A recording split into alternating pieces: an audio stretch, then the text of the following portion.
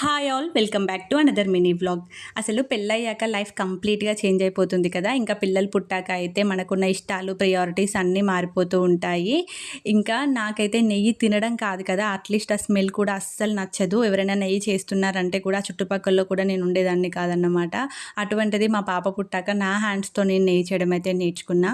మా ఇంటి దగ్గర ఒక అమ్మమ్మ ఉంటారు, ఆవిడ నెయ్యి చేస్తుంటే అయితే జాగ్రత్తగా చూసి నేర్చుకున్నాను అన్నమాట. నెయ్యి హ్యాండ్స్తో ఎట్లా ప్రిపేర్ చేయాలి అని చెప్పేసి.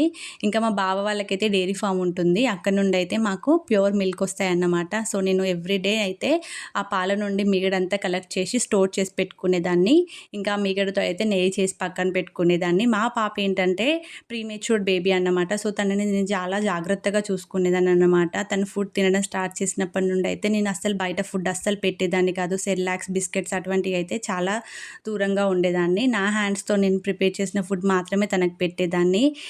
అన్ని ఫుడ్స్లో అయితే ఖచ్చితంగా నెయ్యి వేయడానికి ట్రై చేసేదాన్ని, ఎందుకంటే నేను తినేదాన్ని కాదు కదా. బట్ అది చాలా హెల్దీ అని చెప్పేసి తనకైనా అలవాటు చేయాలని చెప్పేసి అయితే ఎవ్రీడే నెయ్యి వేసి అయితే పెట్టేదాన్ని అన్నమాట. తను అస్సలు తినేదే కాదు, చాలా ఓపికగా 1 అవర్ అయినా పర్లేదని చెప్పేసి అయితే ఓపికగా కూర్చొని ఫుడ్ మంచిగా తినిపించేదాన్ని. ఒకవేళ తను తినకపోయిందనుకో ఆ డే మొత్తం చాలా అప్సెట్గా ఉండేది. ఫస్ట్ బేబీ కదా, చాలా జాగ్రత్తగా చూసుకునేదాన్ని. వీడియో నచ్చితే లైక్ చేయండి.